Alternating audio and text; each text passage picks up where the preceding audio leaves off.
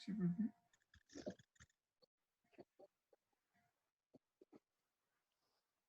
Bueno, no sé si ya estarán todos los participantes. ¿Le diste Ahí. entrada a Betty a todos?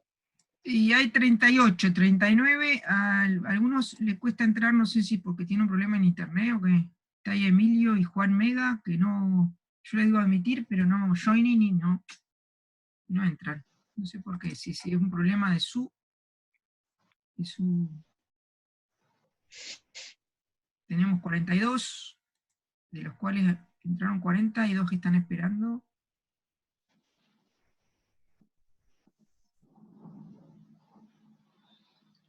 Una persona está esperando. ¿Y por qué no puede entrar esta persona? No entiendo. Juan Mega no puede entrar, pero no sé por qué.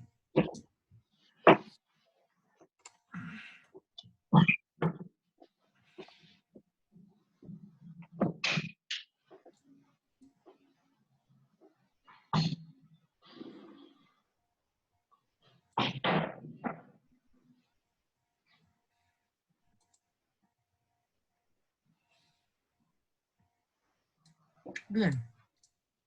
Tenemos 42, Fabián. Bueno, vamos a arrancar entonces. Vamos a ver el ejercicio 1 del trabajo práctico 7. Acá tenemos el enunciado. El punto A nos pide que encontremos la expresión para el campo de inducción magnética o densidad de flujo magnética B en las vecindades de un filamento recto y de longitud finita, o sea, no es infinito, L, que transporta una corriente I. Después vamos a ir viendo los otros enunciados a medida que avanzamos con el desarrollo del problema. Entonces, como sabemos, siempre les quiero aclarar que cuando hablamos de campo magnético va a ser el H, y cuando hablamos de campo de inducción magnética o densidad de flujo magnética va a ser el campo B, ¿sí? Para que tengan esa diferencia, sepan diferenciar a ambos. Bueno, entonces, lo que pide es que calculemos el campo de inducción magnética B en cualquier punto del espacio, producido por un filamento recto de longitud finita, ¿sí? Entonces yo acá me dibujé ese filamento en coordenadas cartesianas, X y Z, lo dispuse de esta forma, en esas coordenadas, y vamos a aplicar la ley de Biot-Savart que vimos hoy a la mañana con Beatriz para el cálculo de el B en un punto cualquiera.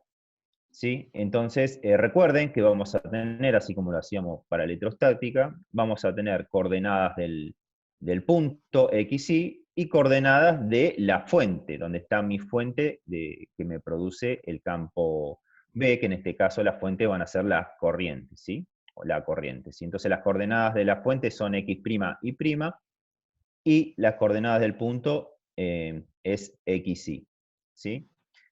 Bien, entonces, como les decía, vamos a aplicar la ley de Biot y Savart, la cual la expresión de la misma es esta que vemos aquí, la cual nos dice que un diferencial de B va a ser igual a mu sobre 4pi por el producto vectorial entre I de L, el versor R, dividido R cuadrado.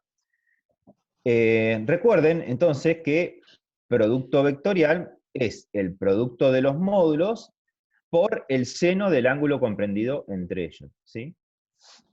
Bien, y a su vez, ¿cuál es la dirección y sentido de este diferencial de B? También lo vimos con la profesora hoy a la mañana, que lo podíamos deducir a partir de la regla esta de la mano derecha, donde indicamos con este dedo la dirección de la corriente, y con el resto de los dedos la circulación, la dirección y el sentido de circulación del campo H o B, digamos, ¿sí? También está la regla del tornillo, ¿sí? En el sentido que enrosca el tornillo o apunta el tornillo es la corriente, y en el sentido y dirección sería que gira el tornillo, ¿sí? Por lo tanto, si vemos para cómo yo dispuse en estos ejes cartesianos, dispuse el sentido de la corriente I de L va a ser una porción un pequeño diferencial de esta corriente que circula por este conductor rectilíneo de longitud finita L,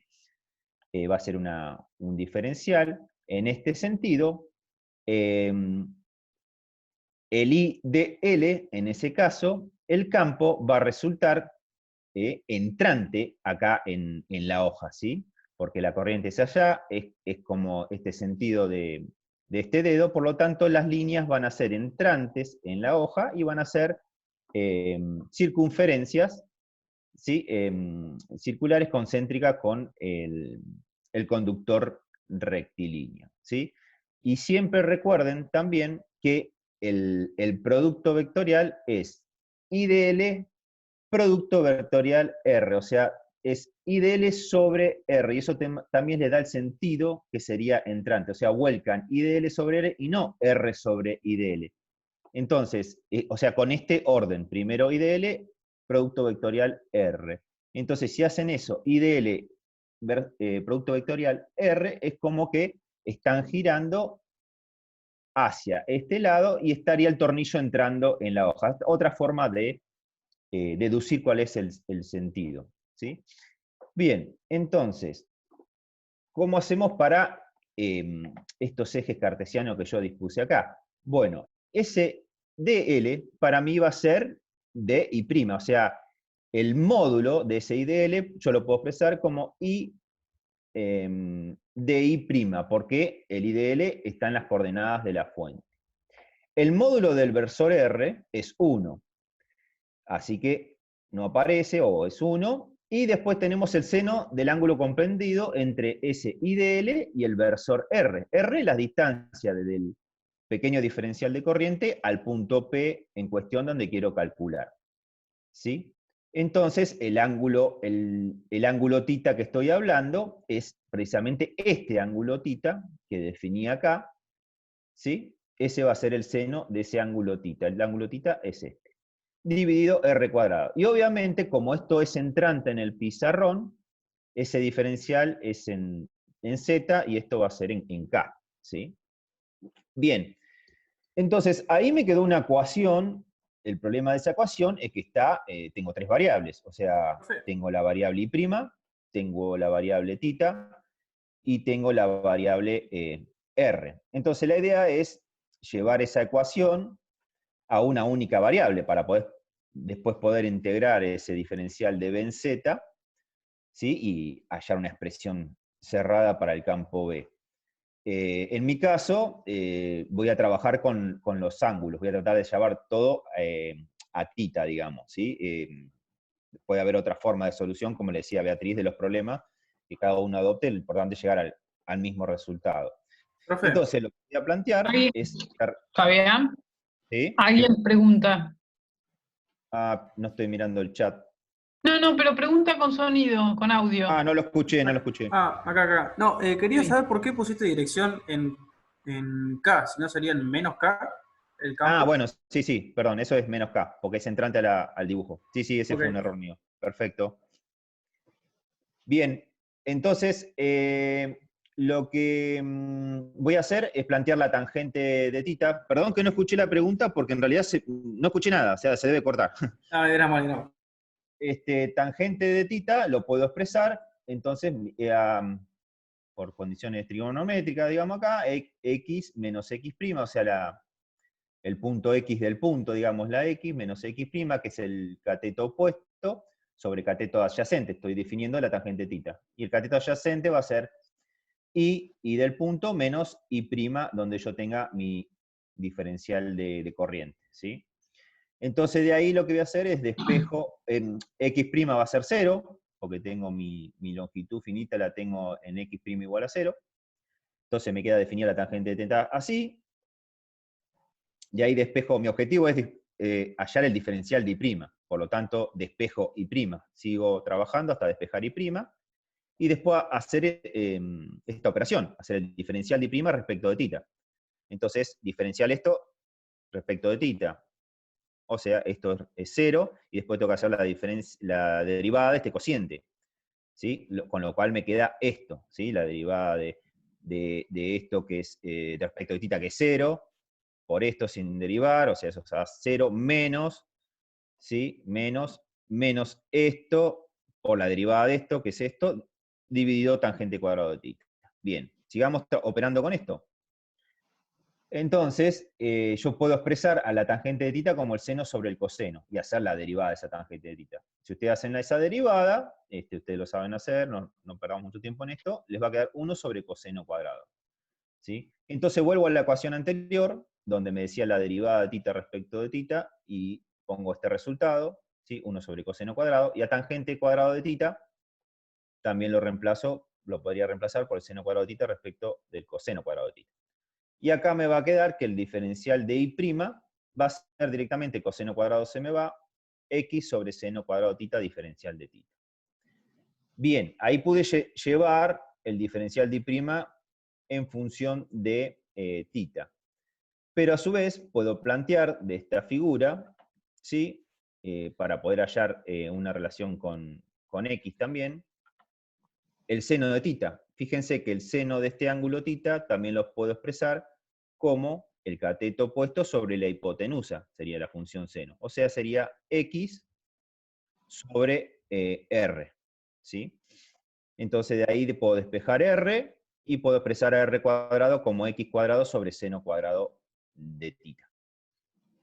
Entonces, volvemos a la ecuación del diferencial de b en z que tenía inicialmente, que era esto, acá con el menos k, como dijo el alumno, y reemplazamos todo lo que hallé, ¿sí? El diferencial de y habíamos quedado que era esto, por el diferencial de tita, el seno de tita que me venía de la ecuación original, y r cuadrado lo expreso como x cuadrado sobre seno cuadrado. Entonces acá se me va a ir seno cuadrado con seno cuadrado, me va a quedar un x acá abajo, y arriba me queda seno de tita diferencial de tita. Fíjense entonces, como este x, ¿sí? Es un valor fijo, yo lo que estoy variando es el I de L, ¿sí? O sea, voy a recorrer todos mis diferenciales de corriente en la longitud L finita del conductor rectilíneo. Por lo tanto, esto va a ser constante, es un punto xy constante. Por lo tanto, yo, para hallar el b en z, lo que voy a hacer es integrar ese diferencial de b en z, ¿sí? Hacer la circulación.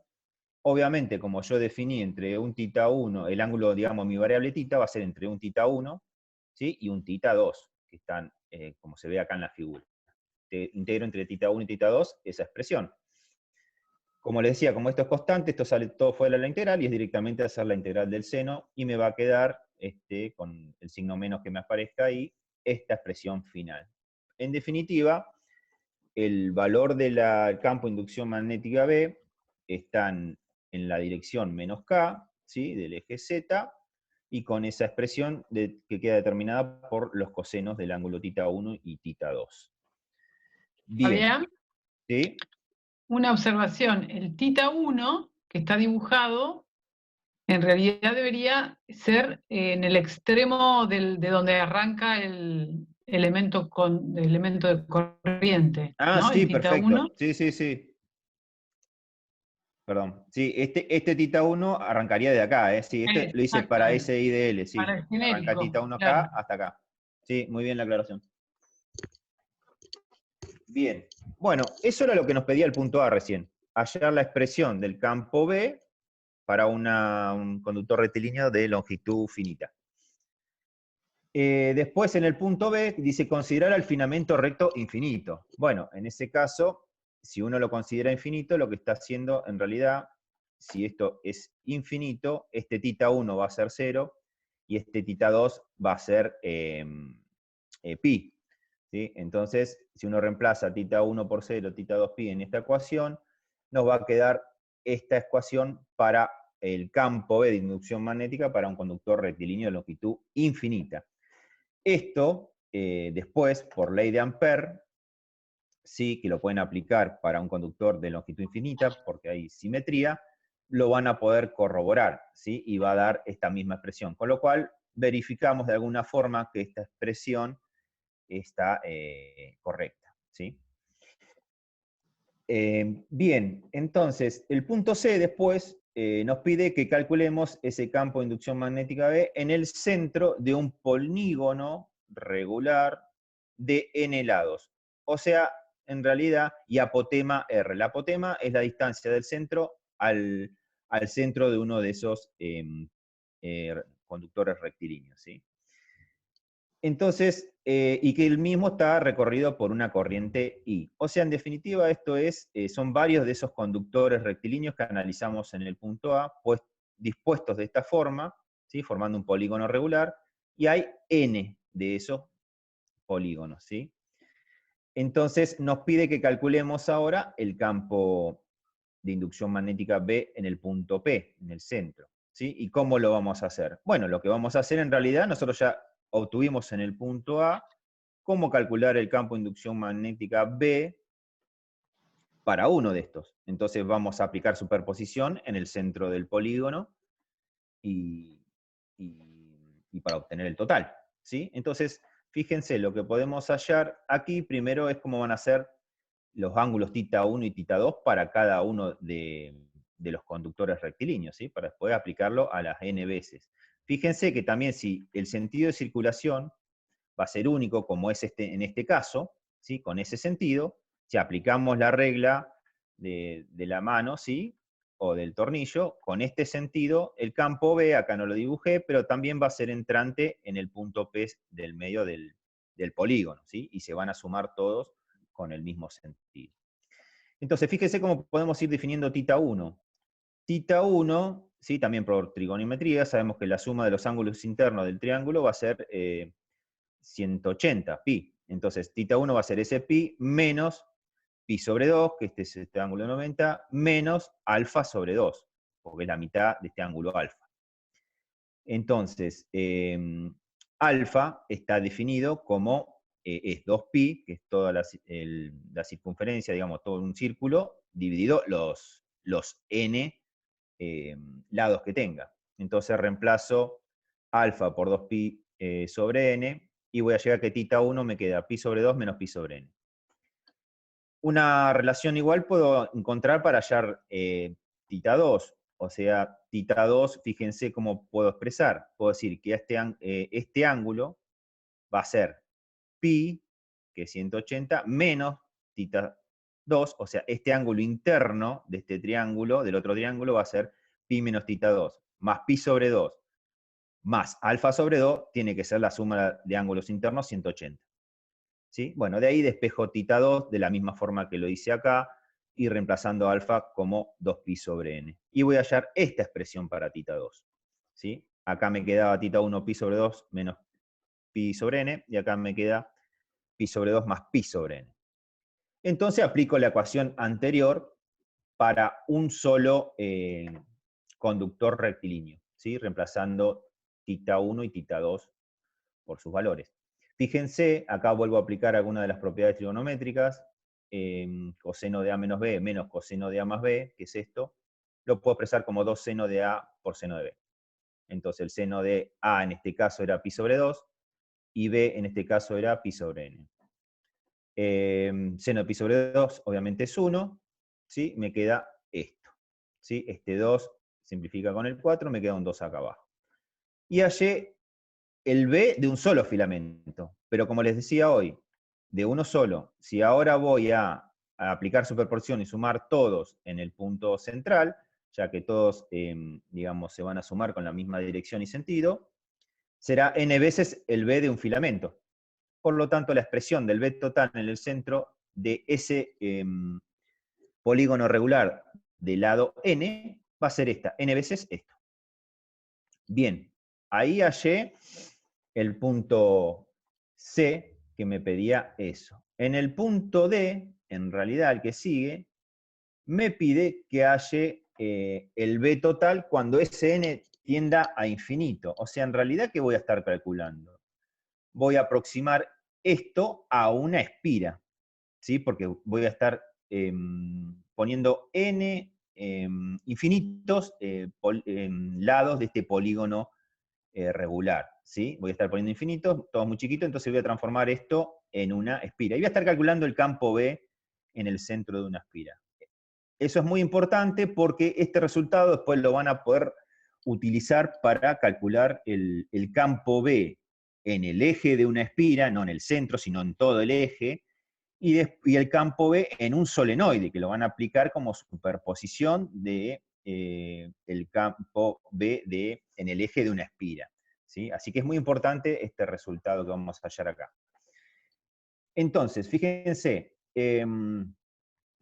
hay que hacer tender este n a infinito, ¿sí? Para transformar ese polígono regular en una espira.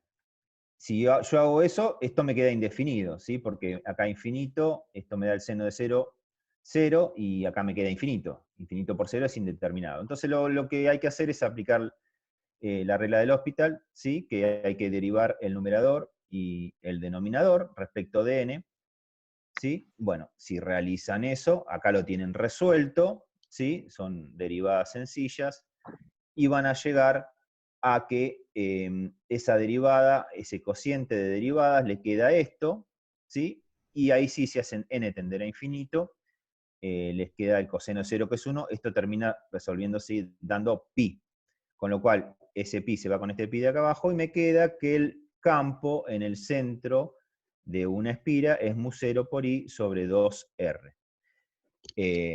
O sea, la expresión del campo B en el centro de una espira circular, ¿sí? Así que Perdón, bueno. una observación nomás. El polígono también es una espira. Lo que pasa es que no es una espira circular.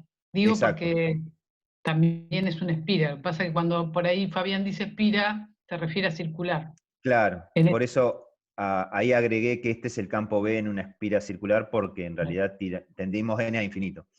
Es decir, al tender n a infinito, convertimos la espira poligonal en una espira circular. Claro, podría haber sido una espira cuadrada que no iba a dar el mismo resultado, por eso aclaré lo de espira circular. Bueno, entonces ahí estaría resuelto todo el problema 1. Así que me imagino tendrán alguna duda, quieren preguntar. Sí, yo. La expresión que hallamos en este caso sirve únicamente si es que el punto P del polígono está en el centro. En caso Obvio, contrario, perfecto. Sí. ok, ok.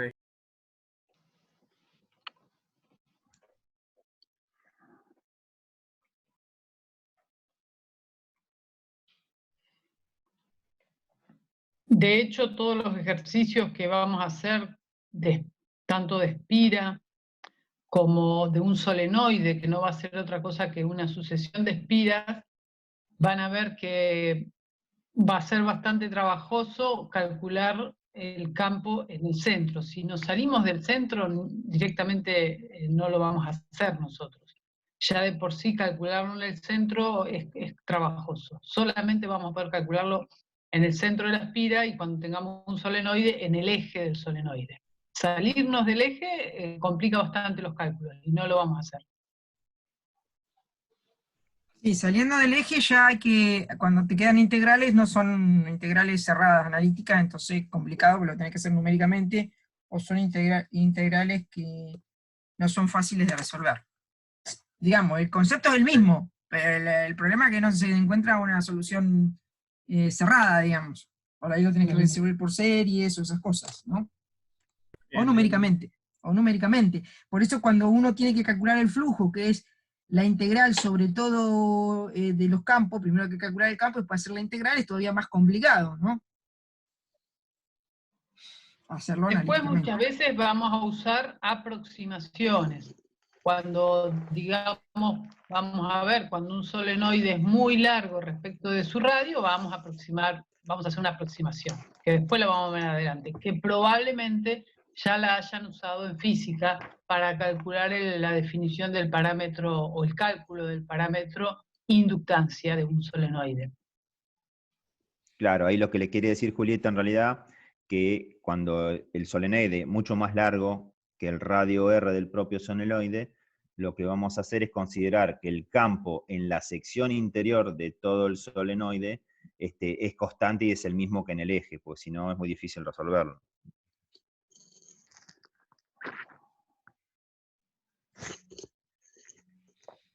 Fíjense también que en el ejercicio 2 es un ejercicio donde van a tener que aplicar también esta ecuación que hallamos acá para conductores rectilíneos, porque es una espira rectangular, ¿sí? Así que directamente ahí aplicando superposición para cada uno uno de los lados, pueden calcular el campo de inducción B en el centro de la espira.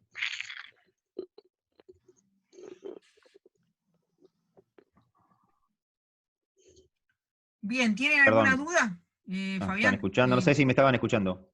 Yo creo que sí. Yo te escuché, yo Sí. creo que todo. Sí, Sí, sí, te sí, escucho sí. clarito. Bien, bien, bien. ¿Alguno te quiere hacer alguna pregunta, alguna duda? Tenemos tiempo, así que dale. Pregunten, aprovechen.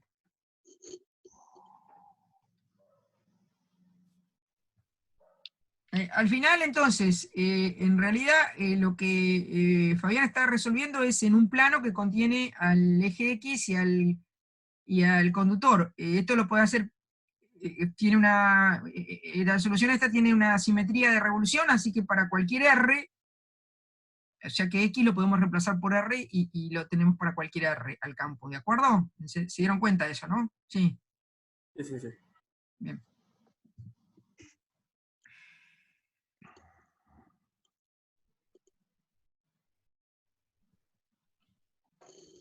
Había otro ejercicio, pero no sé, parecido a este, para después terminar de calcular el solenoide, pero no está resuelto, ¿no? No. No, ok. El 4 sería ese. El Sí. 4. Está Todavía no está, no sé si, creo que está resuelto, pero no subido. bien. No me acuerdo. Bien. Exacto, sí.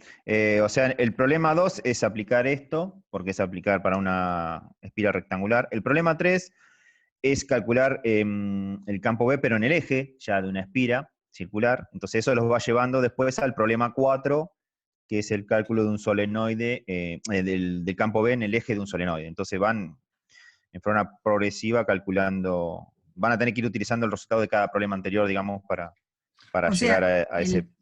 el problema 4 es ahora tengo una espira de corriente, pero en vez de calcular el campo en el centro, lo calculo a una altura X, Z sería a cualquier altura, Sí, ¿no? el 3, no el 4. El- El 3 es en una espira, no en el centro, sino en el eje, o sea, alejándome eje. del plano de la espira, Claro. pero siempre en el eje que pasa por el centro. O sea, en vez de tener este dibujo, la corriente estaría acá abajo, no sé si se ve, vos Fabián, marcá. No, ¿Dónde estaría la claro. corriente? Porque yo no tengo la pantalla. Perdón, Betty, ¿dónde querías ir? No, Pon el dibujo de la espira. la espira en el ejercicio, claro, acá la calcularon acá, pero en realidad, volvé al otro dibujo, ¿A cuál? al dibujo este, bien. Fíjate que ahí, en el ejercicio 3, hay que calcular en el eje. En vez de ser el elemento de corriente el que está dibujado, ese sería el eje de la espira. Sí. La espira sería una circunferencia, marcalo si querés eso, una circunferencia ubicada sobre el eje XZ, y el eje sería sobre el XZ, sí, el eje sería el eje Y. Y vamos a calcular Claro. la combinación de todos los elementos de corriente de esa espira circular sobre el eje Y. ¿De acuerdo? Eso es lo que tienen que hacer en el ejercicio 3. Sí. Que es un poquito más difícil que este, ¿no? Sí, Bueno. igual todos esos ejercicios son los ejercicios básicos que están hechos en la mayoría de las bibliografías. No, pero para que ellos vayan pensando qué es lo que tienen que hacer, digamos, no se fijen en el Claro. libro, no traten de resolverlo, después fíjense en el libro. No, si está bien. sí, pero bueno. Bien, Y quedan el 10 del minutos. solenoide, el 4, el del solenoide, van a tener que pensar al solenoide como una distribución continua, digamos, de varias espiritas, una al lado del otro. Pero no confundir una cantidad discreta de espiras, o sea, ustedes no van a superponer el efecto discreto como una sumatoria del efecto de n espiras, sino que tienen que dividirlo, digamos, en espiras diferenciales, y en lugar de hacer una sumatoria, hacer una integral.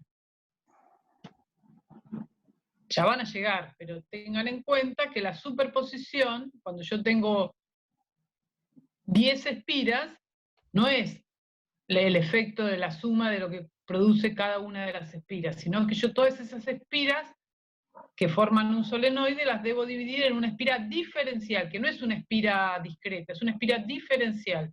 Y hacer la superposición se convierte en una integral, no en una sumatoria. Ya van a llegar. ¿Por qué se debe que no podemos discretizar el sistema? Porque cometés mucho error.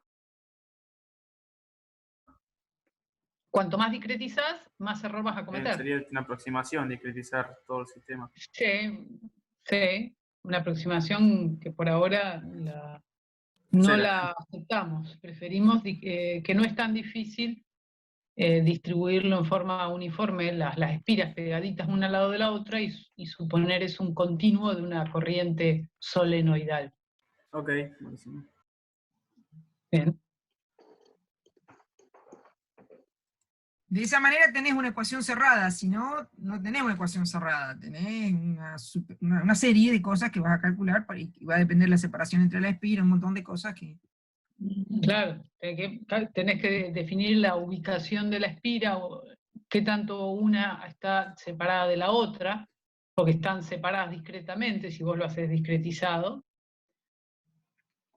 En cambio, al hacerlo continuo, tenés X', que sería la coordenada de la fuente, la abarcás entre 0 y L, y la barrés toda, como si fuera un continuo, con la integral. Claro. Quedan 7 minutos, así que ejercicios nuevos no tenemos, ¿no, chicos? Así que si quieren preguntar algún otro tema de la teoría, algún otro tema de algún otro ejercicio que les quedó pendiente de las prácticas anteriores. Y después, chicos, después de esta, cortamos con los alumnos y nos conectamos la cátedra, ¿qué les parece? Bueno. Si los alumnos no tienen más nada que preguntar, ¿no? Por supuesto, primero que pregunten todo lo que quieran los chicos. Después, si no, hacemos otra sección de preguntas y después nos juntamos. Yo tengo una duda. Sí, dale. Dale vos. Pregunta, después pregunto yo, sí. Julieta, entonces, aplicando la diferencial en la sumatoria de las espiras esas, haciendo el Sí. solenoide, sería la mejor Sí. aproximación a la realidad. Sí, por supuesto.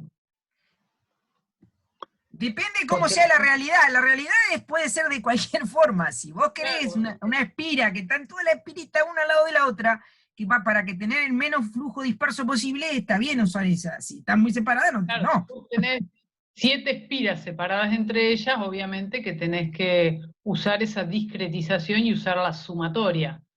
Y ubicar exactamente dónde está cada espira. Lo que dice Beatriz es lo que generalmente se construye. Se construye un solenoide con las espiras lo más pegada posible para tener poco flujo disperso. Y en ese caso, entonces sí, no conviene discretizar y sí hallar la integración. Pero siempre va a tener que estar separado de una forma, por el eléctrico, ¿no? Vamos a hacer un dibujito.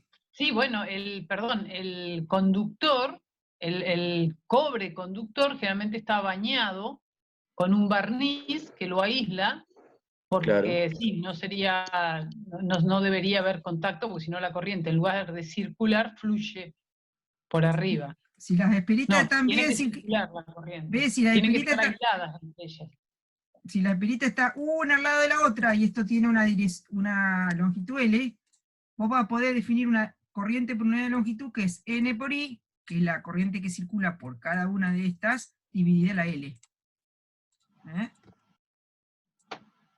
Esta sería como una corriente por unidad de longitud, y después cada una de estas va a tener un diferencial de corriente que va a ser el N por I sobre L, que es la longitud total, por el diferencial de X. Fíjense que eso, N por I sobre L diferencial de X, tiene unidades de amper vuelta, pero de amper. Claro. No de amper sobre metro ni nada de eso. Es la corriente de un diferencial de espira. Claro, esto sería el diferencial de X. ¿Se entiende? Sí. Esa sería tu espira diferencial, que tiene una corriente de N por I sobre L diferencial de X. En cambio, si vos pusiste en un eje 3 espiras, una acá, otra acá y otra acá, bueno, eso no te va a servir tanto. Porque van a tener líneas que van a ser así, otras que van a ser así, ¿está bien? En cambio acá te va a quedar, después cuando lo resuelva, que casi todo el flujo está acá adentro, y no va a haber líneas que van a ser así. Cuando lo resuelva. Perfecto.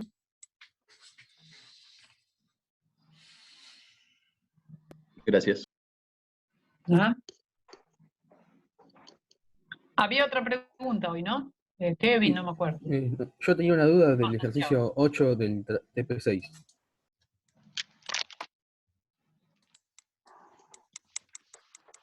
¿Alguno lo está abriendo? ¿Quieren que lo abra? Sí, la superficie de separación de dos medios, una frontera entre dos medios de conductores, ¿no? Ajá. Condiciones de Exactamente contorno. ese. Sí. Mi duda sería, yo lo resolví primero antes de verlo y había planteado yo la suma de los dos vectores D normal. Y cuando vi la resolución veo que plantean la resta y no entiendo bien por qué sería la diferencia entre los dos. Cuando resuelvas la integral de flujo, creo que me parece que te referís a eso. Cuando resolvás... La integral de superficie cerrada de J diferencial de S. ¿Cuántas superficies tenés? ¿Cuál estás analizando, J o D? Ahora D estaría viendo. Bueno, D. es algo parecido. De uno de un lado y de dos del otro. El flujo es entrante en una cara y saliente en la otra. Porque acá la superficie tiene esta dirección y el J tiene esta dirección. ¿Se entiende eso? Sí, sí. Y en el otro lado los dos tienen la misma dirección. Entonces, el flujo en un lado es negativo y en otro lado es positivo. Por eso es de 1 menos de 2. Lo que me confundiría también es... O de 2 menos de 1. De 2 menos D de no 1. debería ser el mismo, o sea, D no era independiente de cuál fuera la constante del dieléctrico. No, exactamente. Si vos tenés sigma 1 y sigma 2 acá, y un epsilon 1 y un epsilon 2 acá, lo que sí siempre va a ser 0 es la divergencia de J. La divergencia de J es 0. Pero la divergencia de D, ¿a qué va a ser igual? A la carga libre. Como está en la superficie de separación de dos conductores, va a haber carga libre. No, creo que le hace referencia al D tangencial. Bueno, no. O normal en este caso. No, normal, perdón. Normal. No, normal. El ejercicio este es para que se den cuenta que lo que se conserva es la J y no se conserva la D porque aparece carga sobre la superficie de acuerdo a la diferencia que hay entre sigma 1, sigma 2, epsilon 1, epsilon 2. ¿Por qué puede aparecer carga? Y porque está en la superficie de separación de dos conductores. ¿Ok? Claro. Ahí Santiago, cuando teníamos dieléctricos rápidamente decíamos no puede haber carga libre y D se conservaba, pero justamente estos no son dieléctricos. Ya no podemos asegurar que no haya carga libre. De hecho vamos a descubrir que se acumula carga libre en esa superficie que separa dos conductores de diferente conductividad. Ahí estaba mi confusión. Lo interpretaba como eran dieléctricos y no lo son. Claro, claro. Bueno, gracias. DN1, Betty, no DN2, 2. Pusiste 2 los dos. Sí. Bien. Vamos a borrar acá.